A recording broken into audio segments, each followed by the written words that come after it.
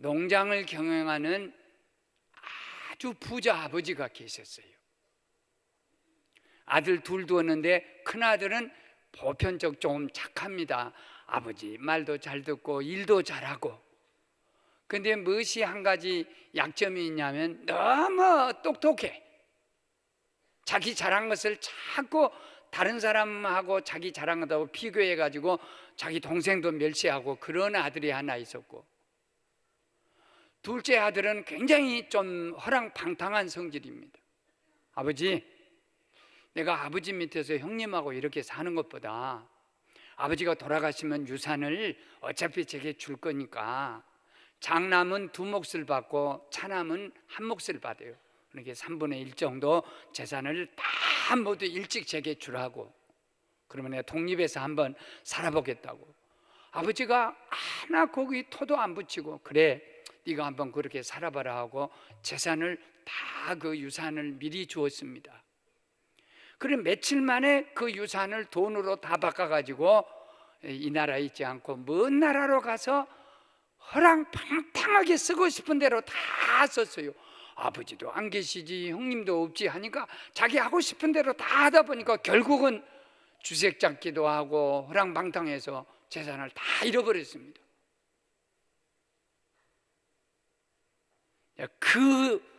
이 아들이 둘째 아들인데, 오늘 주일날 오신 모든 분들과 또 저를 향해서도 이 둘째 아들의 삶을 통해서 말씀을 주실 때 하나님이 놀라운 은혜와 평안과 문제 해결의 길을 오늘 말씀을 통해서 주실 줄 믿습니다.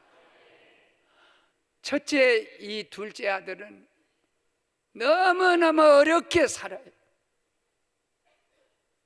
먼 나라에 가서 잘 살았으면 좋을 것을 얼마나 어렵게 살고 있냐면 6가지 문제로 다 어려워. 첫째, 직장 문제가 너무너무 어려워.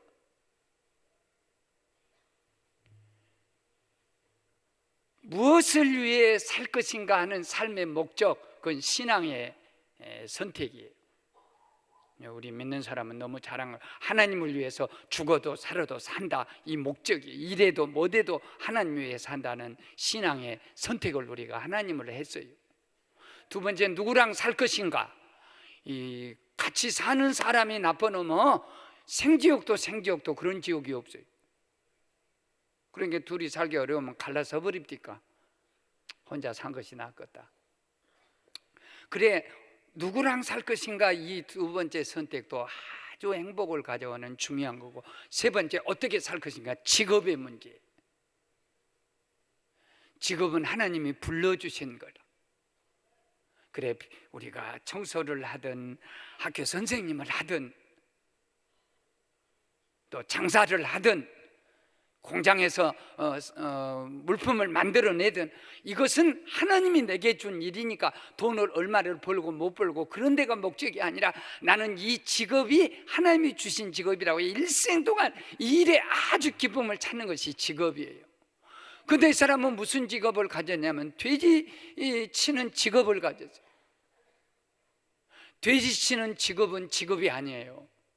원래 하나님을 잘 섬기는 백성, 유대 백성에게는 돼지고기도 먹지 말라. 그것이 살쪄가지고 나중에 콜레스테롤이 높아지고 아마 여러 가지 그런 뜻으로 돼지고기를 못 먹게 했어요. 그래, 채소라든지 좋은 비둘기든지 이렇게 좋은 소고기든지 이런 양고기 이런 것을 먹게 하는 것이 율법이고 법이었어요.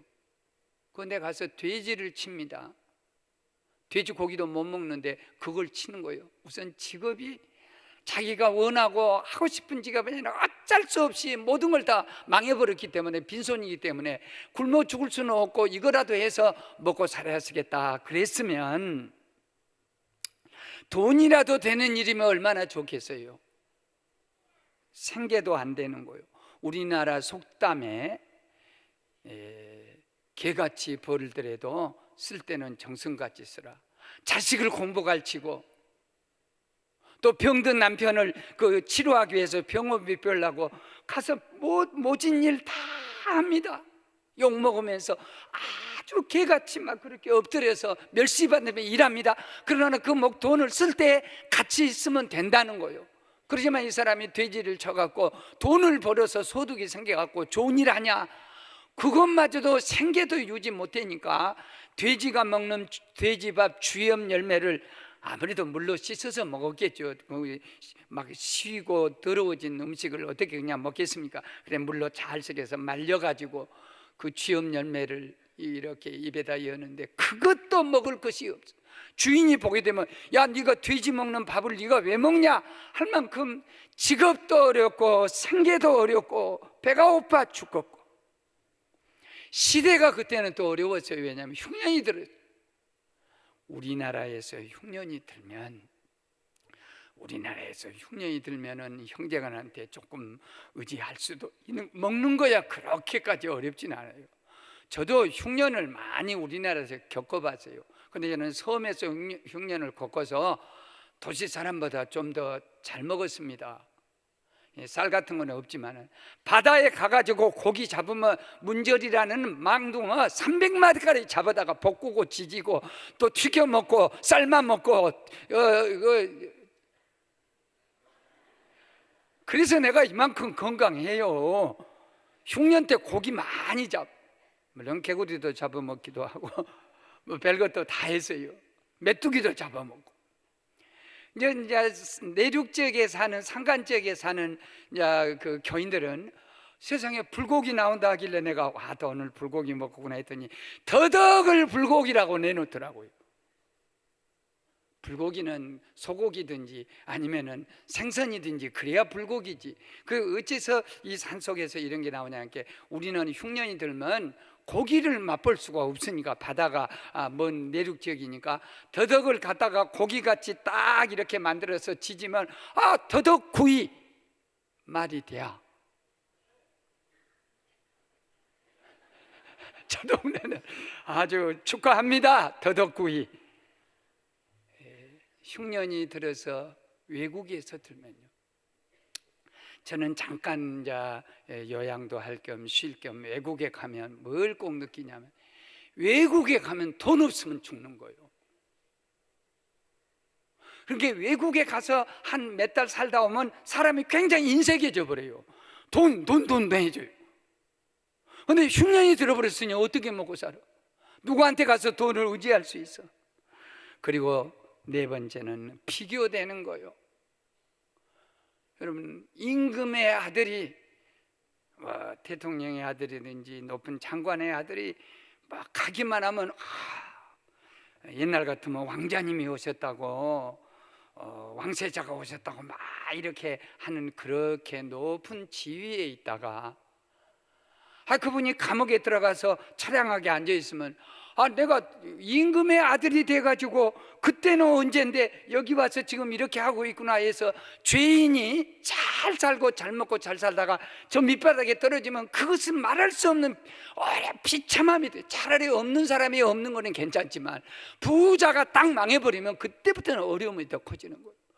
그리고 무엇보다도 다섯 번째는 후세하는 어려움이 그 사람을 겹쳤어요. 그때 그걸 안 할 걸, 내가 거기다 돈을 안 쓸 거, 아버지 밑에서 제대로 살 거, 먹을 것도 없이 내가 아버지 재산 갖고 와서 이 모양이 됐구나 하고 계속 후회하는 거예요.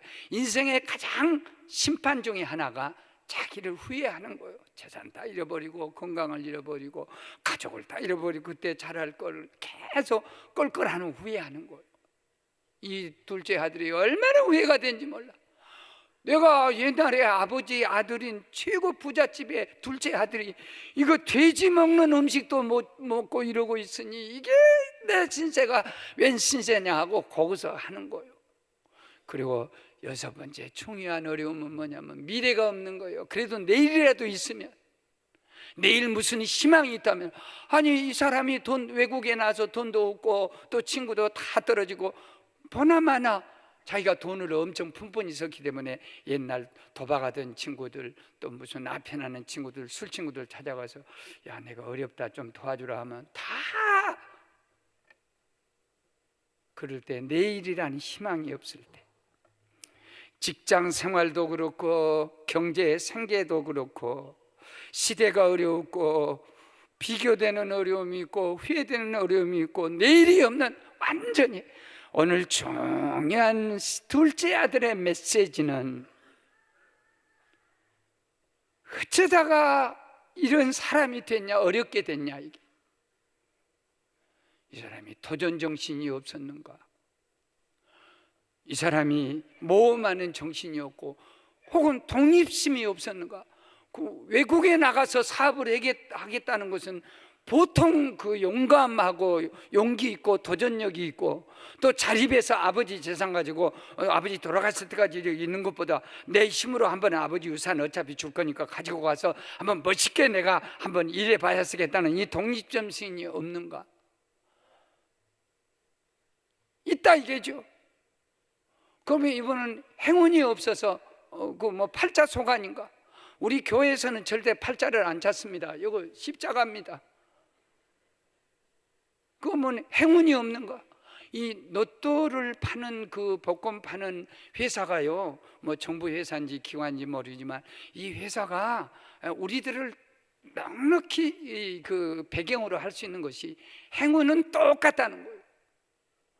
혹시 우리 교인들 못 모르고 교회 건축하니까 건축원금 하겠다고 뭐 로또 복권을 산 사람도 있다는데, 살려면 하나만 사십시오. 만장을 사나 천장을 사나 그 확률 보면요, 만장을 사서 야 로또 복권에 200억에 당첨된다 그러면 나라도 만장을 사겠어요. 한 장 사면은 안 된다. 아닙니다. 한 장을 사거나 만장을 사거나 10만 장을 사거나 그 당첨되는 어떤 점은 비율이 전혀 0점 몇 프로도 차이 안 나. 그렇기 때문에 혹시 안 사면 좋고 살려면 한 장만 사십시오. 그러고 당첨되면 꼭 어디 제주도 가지 말고 나한테 보고를 하십시오. 목사님 말 듣고 한 장을 샀더니 이런 일이 생겼다고. 그렇다고 해서 내가 돈을 내놓으라고 하겠습니까? 행운이라는 거예요. 똑같다는 거예요. 만장을 산 사람이나 한 장을 산 사람이나 제비를 딱 뽑을 때 똑같다는 거예요. 무엇이 이 사람을 이렇게 어렵게 인생의 모든 분야에 대해서 어렵게 만들어버렸냐. 우리는 어떤 순간에 쉽게 말하면요, 막 자식도 저주하고요, 막 그 욕하고요, 너 가서 죽어, 뭐 좀 뭐 하면은 정죄하고 하나님 심판의 자리에 가고, 쉽게 살려다 어렵게 살고. 저는 누가복음 17장 2절 말씀에 보면 평생 동안 목사가 가슴에 담고 갈 말씀이에요. 그가 이 작은 자 중 하나를 실족하게 하면 차라리 연전 맷돌이 그 목에 매여 바다에 던져지는 것이 나으니라. 그러니까 누구를 실족하게, 네가 말 잘못해 행동 잘못해서 교인을 실족하게 했으면 연자 맷돌을 메고 바다 빠져 죽으라, 그 자살하라, 그런 말이 아니에요. 너는 일생 동안 양심의 고통을 어떻게 어려움을 겪고 살면, 네가 쉽게 인생을 살아가다가 교인 하나를 실종하면 연자 맷돌을 보고 바닷속에 빠질 때 고통이 그 고통보다 더하는 고통이 너를 따른다는. 우리는 인생을 쉽게 살 거 아니에요. 저주하고 욕하고 아주 땀 안 흘리고 피 안 흘리고 남한테 컨닝하고 사기치고 그렇게 살 것이 아니에요. 마가레트 미드 여사와 그리고 스팽글러 인류 역사학자가 세상의 멸망은 어디서부터 오는가? 미래의 멸망은 쉽게 사는 풍조가 올 것이다. 그저 누워서 밥도 누워서 먹고 밥도 고생 안 하고. 우리 주부들 이 마가레트 미드 여사의 인류학자의 말을 잘 들을 것이, 밥통에다 밥을 해놓고 이틀 밥 주면 안 됩니다. 밥맛도 떨어지고 남편도 안 좋아요. 매 시간마다 밥을 따뜻한 밥 해갖고 대접하시기를 바래요. 아멘 안 하시네. 쉽게 살면 식은 밥 되어버려요. 영양이 다 날아가 버려요. 정성스럽게 어렵게 힘들어도 그걸 살아야 되는데 쉽게 사니까 어렵게 산다. 그런데 이 아들이 깨닫고 아버지께 돌아온 아들입니다. 이제 옛날에 탕자가 아니에요. 잘못된 어렵게 사는 아들이 아니에요. 이 아들이 스스로 돌이켜 이르되 내 아버지 집에 양식이 얼마나 많은고, 품꾼이 얼마나 많은고, 내가 여기서 줄여 죽는구나 스스로 돌이켰다는 이 말은 제정신이 돌아왔다는 거예요. 지금은 뭐 아무렇게나 살았어요. 누가 통제도 안 받고 그러고 살다 이제 정신이 제대로 딱 돌아왔습니다. 그래서 내가 여기서 굶어 죽을 것이 아니다. 우리 아버지 집에 가면 풍성한 것이 많다. 그러고 아버지 집에 왔는데, 아버지 집에 올 때 뭐라고 왔냐면, 아버지, 하나님과 아버지께 내가 죄를 저질러서 아들로 사는 것은 너무 쉽게 살았어요. 아들 말고요, 품꾼으로 일꾼으로 하루를 저를 삼아 주십시오. 그래서 일할 테니까 밥만 먹여 주십시오. 세상에 아들로 밥 먹겠다는 게 아니라 일해 갖고 밥 먹겠다는 거. 땀 흘려서 피 흘려서 눈물 흘려서 밥 먹는 사람이 되겠습니다. 딱 그랬을 때 이 인생에 하나님 앞에 나왔던 인생이 어떻게 바꿔지냐면, 어려운 것은 쉽고 쉬운 것은 어렵더라는 얘기. 요한일서 3장 9절에 보면 하나님께로부터 난 자마다 죄를 짓지 아니하나니 이는 하나님의 씨가 그의 속에 거함이요, 그는 범죄하지 못하는 것은 하나님께서 온 사람이기 때문에, 하나님께 난 사람이기 때문에 죄를 세상은 우리 조금 반대입니다. 나 예수 믿기 전에 예배 보기가 그렇게 힘들었습니다. 다 찬송도 힘들고 기도도 힘들고 뭐 모든 것이 너무너무 힘들었어요. 그러나 예수 다 믿고 나니까 주일 안 지키면 죽을 것 같아. 하나님께 내 몸을 안 바치면 나는 죽을 것 같아. 정반대의 그 구조로 바꿔주셨어. 옛날에는 이 아들이 쉽게 살다가다 어렵게 산 것을 체험한 다음에, 아니야, 아버지 집에 가서 내가 어렵게, 그렇게 주 안에 들어오고 은혜 속에 들어오면 죄를 짓는다든지 사기친다든지 다른 사람을 미워한다든지 우리는 죽었다 못합니다. 그것이 크리스찬이에요. 그런데 주일 지키고 남을 용서해주고 사랑해주고 영혼을 불쌍히 여기고 기도하는 이런 일들은 넘으십니다. 그래서 마태복음 11장 28절에 수고하고 무거운 짐진 자들아 다 내게로 오라, 내가 너희를 쉬게 하리라. 너희는 내게 와서 내 멍에를 베고 내게 배우라. 내 멍에는 쉽고 가벼우니라 그랬어요. 주님 앞에 오면 세상 사람은 죽었다 깨어나도 못한 일을 우리는 아주 기쁨으로 합니다. 그러나 세상 사람은 물 먹듯이 쉽게 죄를 짓고 살인하고 도적질하고 사기치고, 그걸 우리는 죽었다 깨어나도 못. 옛날에 그렇게 할 수 있는 쉬운 일이 왜 우리에게 이렇게 어려운 일이 생겼는지 참 우연입니다마는 1982년대에 세계적인 도적 조세형 씨라는 대도라는 이름을 가져 궤도루팡이든지 일찜이든지 21세기의 한국의 홍길동이든지, 이분이 조세형 씨가 도적질을 엄청 해서 72살인데 지금 거의 감옥에서 살았어요. 그러다가 엊그저께 이 조세형 씨는 아무 죄도 없다, 무슨 공소시효가 넘었다 해서 싹 해방받아갖고 나온데 보니까 나보다 더 젊어. 72살인데 얼굴이 많이 좋더라고요. 그래, 야, 이렇게 도적질하고 살아도 저렇게 얼굴이 좋은데 나는 목회하면서 어찌 이렇게 얼굴이 나쁜가 비교가 되더라고. 근데 그분이 뭐라고 간증을 하냐면, 대낮에 도적질하러 간대요. 도적놈이 떳떳하게 가지 뭘 복면하고 가냐. 그래갖고 안방에 사람이 있는데 저 방에 가서, 거실에 사람인데 방에 가서 유유하게 이 도적질해서 이제 어마어마한 이제 금은 보화를 이제, 그것도 첫째는 부잣집 가서 도적질했다는 거예요. 아주 정치가 부잣집, 그 우리나라, 왜냐하면 그 사람들이 틀림없이 돈을 백성들 거기서 도적질해 줄 것이다. 그래서 내가 조금 도적질하다가 또 불쌍한 사람 서대문의 그 결핵 요양소에다 좀 도와주었더라고. 나는 부자 갔다가 내가 가난한 사람 도와주었다. 내가 도적이냐? 좀 자칫하면 속습니다. 또 부잣집 가서 도적, 가난한 집은 절대 안 갔다는 거예요. 그건 말이 아니지. 가난한 집 가야 무식 도적이라고 있어요. 도적. 이게 부잣집만. 그 다음에 부녀자가 본다 이게요. 당신 누구요? 그러면 물품, 우선 그 여자 입을 탁 막고 조용히 해요. 나는 도적이 아니요. 가만히 있어. 그리고 마음이 잔잔하면 도적질한 거 다 놓고 유유히 걸어간다는 거예요. 내가 무슨 도적이냐 이게. 여자는 한 번도 안 건드리고, 가난한 집에 안 가고, 또 그래 어느 집에 갔더니 5.75 카레트가 막 킬로그램으로, 아주 나는 킬로그램으로 생각을 착각했는데 5.7 카레트는 세계에서 그런 다이아몬드가 없대요. 요만하 크대.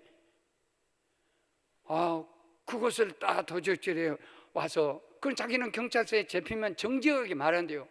내가 저 5.7 카레트 물방울을 어느 총리, 국무총리 집에 가서, 또 무슨 재벌집에 가서 도적질 와서 다, 자기는 거짓말한 적이 없대요. 잡히면 정직하게 얘기한다는 거예요. 누가 나쁘냐면 경찰이 와가지고 우선에서 연락이 왔다고.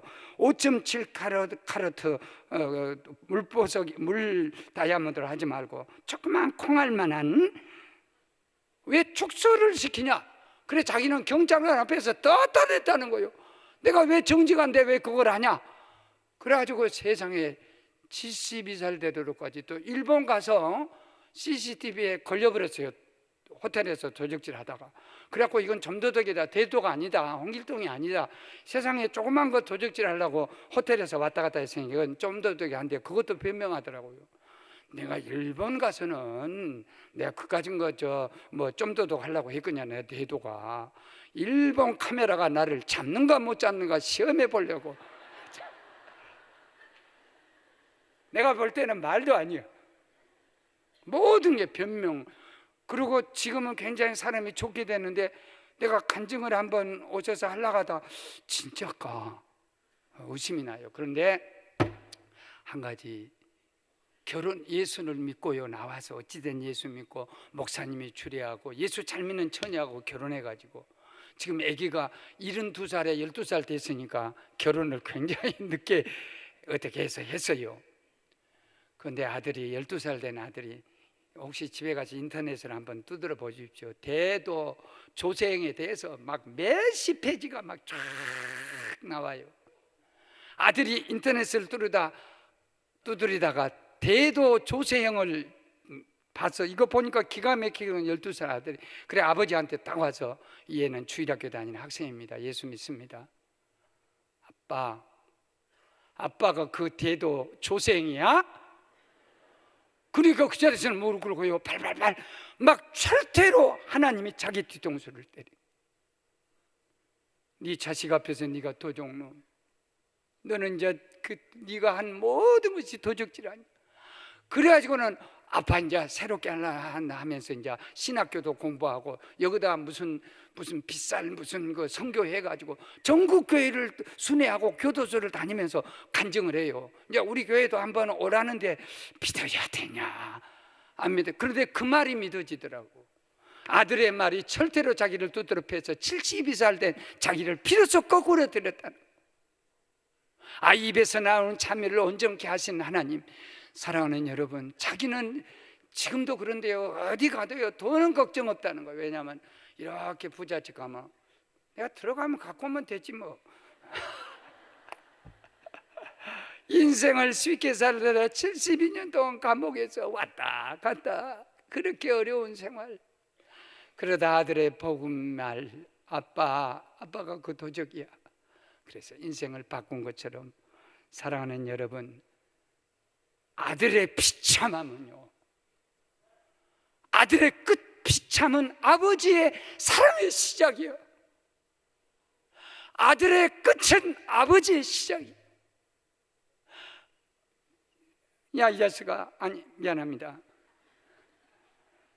야 이 녀석아, 애비 재산 갖고 왔으니까 독립한다고 외국에 날아갔으면 요새같이 좀 잘 돼갖고 깃발 날리며 금화양했으면 얼마나 좋겠냐. 애비 재산 갖다가 너 임마 거지도 이런 거지 어디서 이렇게 하고 올라고 가져갔냐. 그 아들이 너무 아버지가 볼 때 불쌍한 거야. 한없이 너 한두 가지로 아니 6가지 어려움 속에 살았냐. 이 불쌍한 거, 이 가엾은 거, 불쌍한 마음이 하나님에서 막 눈물 나는 마음이. 한번 따라 하십시오. 인간의 절망은 하나님 사랑의 시작이다. 인간이 처참해야 되고 보잘것없게 되고 가장 처참해야 될 때 하나님은 거기서부터 인간의 끝은 하나님의 시작이에요.